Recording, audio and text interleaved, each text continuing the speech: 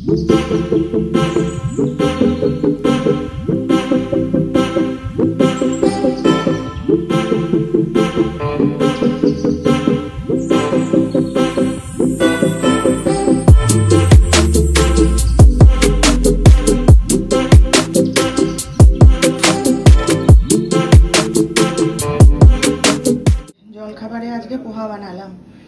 করে যিশুর জন্য ওই যে রেডি করে রেখে দিয়েছি, তার তো এখনো পাত্তাই নেই, সে ফোনে কথা বলছে, জানি না কখন আসবে। এটা চাপা দিয়ে রাখি, রেখে আমি আমার খেয়ে নিয়ে ভাত বসাতে হবে।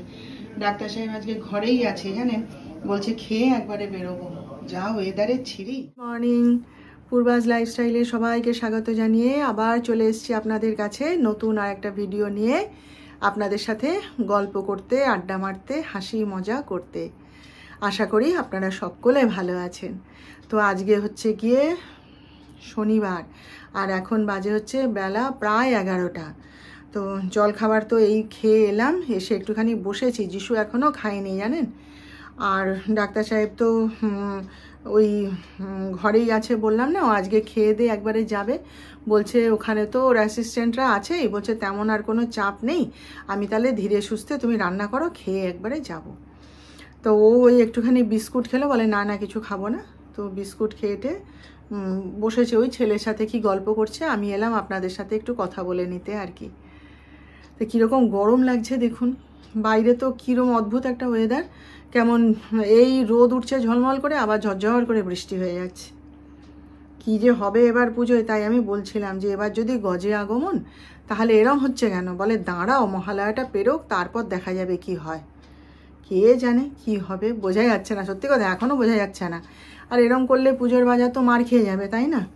আমাদের এখানে যদিও এখনও সেভাবে পুজোর বাজার চালু হয়নি, হয়েছে কিন্তু সেভাবে এখনও হয়নি। ওই মহালয়ার পর সব কেনাকাটা শুরু হবে। তবে ওই যে প্রিয়গোপাল বিষয়ীতে গেছিলাম, কাঞ্জিলালে গেছিলাম, ওখানে তো বিরাট ভিড়, বাপরে। ওটাই হয়েছে আর কি, সবাই এখন ওই বড় বড় দোকান হয়তো ওই দিকে চলে যায়, ওই জন্য ভিড়টা আসলে এদিকে বোঝা যায় না, এই হচ্ছে ব্যাপার। যাই হোক, চলুন তাহলে। ডাক্তার সাহেব খেয়ে বেরোবে যখন, আনাজপাতি এখনও কাটা হয়নি, সব কেটে কুটে রেডি করি, দেখি কি রান্না করব না করব। বলছে 1 ঘন্টার মধ্যে তোমার রান্না হয়ে যাবে তো? আমি বলি হ্যাঁ। তো চলুন, হ্যাঁ রান্না বান্নাটা শেষ করি, করতে করতেই গল্প করব আপনাদের সাথে, যেমন করি প্রতিদিন। চলুন, যে দেখুন সব আনাজপাতি এতক্ষণ ধরে দাঁড়িয়ে দাঁড়িয়ে কেটে কুটে রেডি করে রাখলাম। বলেছি না, আনাজ কেটে রাখলে রান্না করতে সুবিধা হয়। কি রান্না হবে আজকে সেটা মাথা থেকে বের করে রেডি করাটাই তো কঠিন ব্যাপার, বলুন। রান্না তো চট করে হয়েই যাবে বসিয়ে দিলে। তো এই যে এখানে কলমি শাক কেটে নিলাম, বলে দিচ্ছি এখন, পরে দেখিয়ে দেবো। আর এই যে ডাঁটা আলু কুমড়োর তরকারি করব, উচ্ছে সেদ্ধ করব, এখানে লাউয়ের তরকারি করব। আর এই যে টমেটো পেঁয়াজ আদা সব দিয়ে আমি যে পেস্টটা বানিয়ে রাখি, সেটা তো রেডি করাই ছিল ফ্রিজে, এই যে বের করে রেখেছি।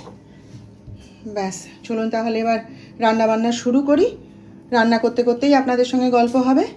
কাল এখন কি হয়েছে জানেন, বলেছি না আপনাদের যে আমার একটুখানি কিছু কিছু লোকজন আমার আছে যাদেরকে একটু দেওয়া থাওয়ার ব্যাপার থাকে। তো সেই রকমই আমি কালকে সবাইকে এরকম মেসেজ করলাম, যে আর প্রতিদিনই না মানে আমাদের ক্লাবের যে গ্রুপটা বা সঙ্গীতের যে গ্রুপটা, তাইতে মেসেজ আসে যে আজকে চলে আসবে অন্তম। কালকে আর কেউ মেসেজ করেনি কিছু না। তো সবাইকে জিজ্ঞেস করলাম, সবাই মানে সঠিকভাবে কেউ উত্তর দিতে পারলো না। তারপরে একজন বলছে দূর আজকে ডুব মেরে দে, কেউ যাবে না আজকে, চাপ নেই। তা আমি সেই জন্য আমি বলি তাহলে কাজগুলো পড়ে আছে সেরে নি বলে বেরিয়েছিলাম। বাজারে গেলাম, আরও নানা কাজ ছিল, তারপরে একজনের বাড়িতে গেলাম। ও মা, ঠিক তখন 7:10 না 15 তখন ওরকম ফোন করেছে আমাকে, বলছে যে তুমি এলে না কেন? তখন আমি বলছি, বলে তুমি জানো না শুক্রবার আমাদের গানের ক্লাস হবে, এক্ষুনি এসো। আমি আচ্ছা দাঁড়াও আসছি বলে সেখান থেকে যে মড়ি করে ছুটে যখন গিয়ে ঢুকেছি, তখন দেখি না 7:40, জানেন 7:40 হয়ে গেছে।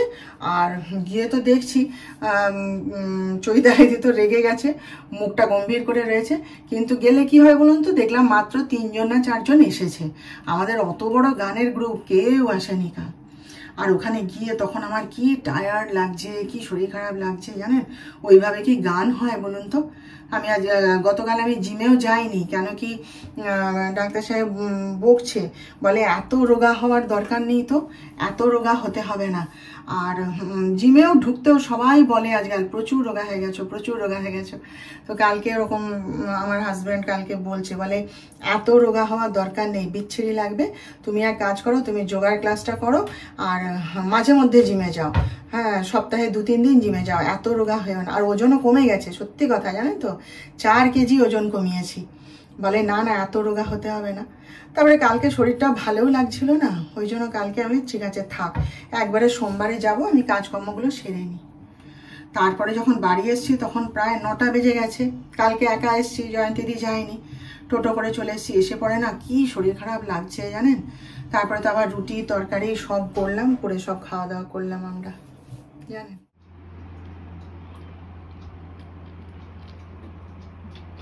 পেটে তো কোনো দোষ নেই, পেটকে যা দেবে যখন দেবে সে তখনই খাবে। এই যে দেখুন, ওই যে সেই ছোলা মাখাটা ফ্রিজে ছিল না, সেদিন বানিয়েছিলাম, তার একটুখানি রয়ে গেছিলো। তো গতকাল তো খেতে পারিনি, শুক্রবার ছিল, তাই এখন বের করে আবার একটু শসা পেঁয়াজ টমেটো লঙ্কা সব দিয়ে এটাকে আবার একটু মাখালাম। এইটা খাবো, আর এই যে লিকার চা করে নিয়েছি, এইটা খাবো। আর ডাক্তার সাহেব এক্ষুনি এলেন, ও একটু আবার রিহার্সালে বেরিয়ে যাবে একটু বাদে, তাই একটুখানি কফি আর বিস্কুট করে দিলাম, খেয়ে বেরিয়ে যাবে।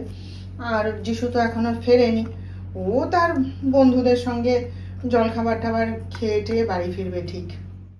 আজকে আমার ছেলে বানিয়েছে কাবুলি ছোলার তরকারি। ওর তরকারি মানে তো এইরকমই বানায়, ও একটু চাট মতন পছন্দ করে আর কি। ওর বাবা বলে এ তো চাট হয়েছে। তা জিজ্ঞেস করলাম ডাক্তার সাহেবকে তুমি কি খাবে, বলে আচ্ছা ঠিক আছে, ছেলে বানিয়েছে একটুখানি খাবো। তা যিশুর খাওয়া হয়ে গেছে, আমি একটুখানি মুখে দিয়ে দেখেছি জানেন, এটা তো আমার খাওয়া চলবে না, তো আমি একটুখানি 1 চামচ মতো মুখে দিয়ে দেখেছি, হয়েছে খুব সুন্দর খেতে। আর একটু পরোটা খেতে চেয়েছিল, তা আমাদের সবারই আজকে আমি পরোটা বানিয়ে নিয়েছি। এই যে যিশুর খাওয়া হয়ে গেছে, এই আর আমার জন্য একটুখানি এই যে বিনসের তরকারি বানিয়ে নিয়েছি, ব্যাস। এবার চলুন, যিশু তো খাওয়া গেছে, ডাক্তার সাহেবকে ডাকি, ডেকে খাওয়া দাওয়া সারি। আর